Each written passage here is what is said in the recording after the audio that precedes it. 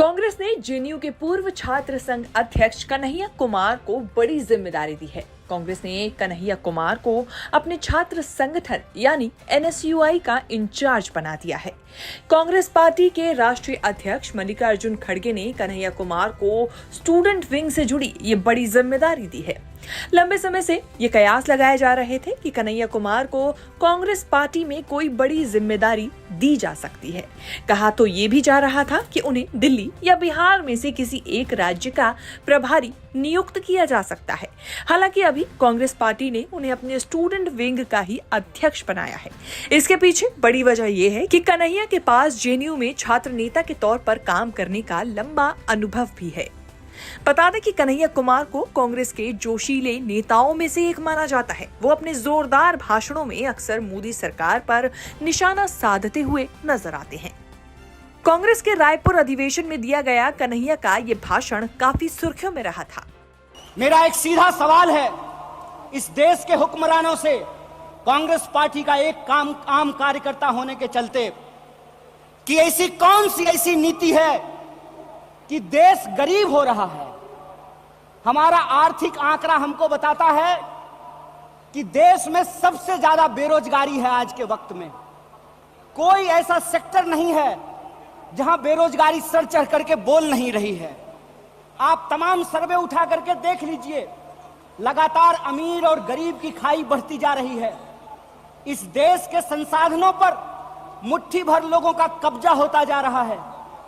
वैसी परिस्थिति में जो देश की संकल्पना है, जिसको महात्मा गांधी ने देखा है, जिसको मौलाना अबुल कलाम आजाद ने देखा है, जिसको सुभाष चंद्र बोस ने देखा है, जिसको श्रीमती इंदिरा गांधी ने देखा, जिसको स्वर्गीय राजीव गांधी ने देखा, जिसको इस देश की संविधान ने इस रूप में वर्णित किया है कि देश देश के लोगों से बनता है।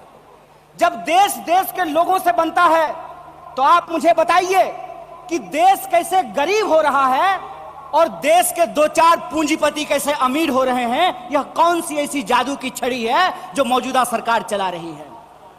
आप मुझे बताइए कि आम लोगों की आमदनी घटती जा रही है और देश के एक दो पूंजीपति दुनिया के अमीरों की सूची में जाकर के शुमार हो जाते हैं। मैं यहां यह बात स्पष्ट कर देना चाहता हूं, हमारी पार्टी अमीरों के खिलाफ नहीं है, हमारी पार्टी पूंजीपतियों के खिलाफ नहीं है, हमारी पार्टी उद्योग धंधों के खिलाफ नहीं है, हमारी पार्टी उद्योगपतियों के खिलाफ नहीं है। लेकिन हम ऐसा देश नहीं चाहते हैं जहां आम लोगों के पास रोटी नहीं हो और प्रधानमंत्री के पास चलने के लिए 8,500 करोड़ का विमान हो।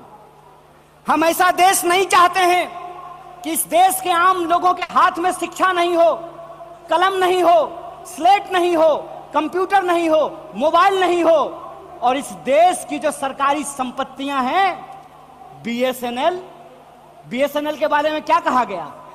बीएसएनएल के बारे में कहा गया बीएसएनएल का मतलब होता है भाई साहब नहीं लगेगा।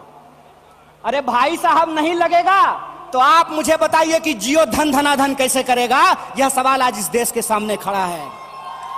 सरकार क्या करेगी? यह सवाल मैं पूछना चाहता हूं इस देश के नीति निर्माताओं से कि अगर एयर इंडिया नहीं होगा, जब देश में नहीं होगा एयर इंडिया, तो आप बताइए क्या करेंगे ज्योतिरादित्य सिंधिया? जब एयर इंडिया नहीं होगा, जब रेलवे नहीं होगा, जब बीएसएनएल नहीं होगा, तो मैं कहता हूं कि इस देश में मंत्री की क्या जरूरत है? जब देश में जनता नहीं होगी तो फिर इस देश में सरकार की क्या जरूरत है? जब देश में स्कूल नहीं होगा, अस्पताल नहीं होंगे, सड़कें नहीं होंगी, तो आप मुझे बताइए कि फिर संसद की क्या जरूरत है?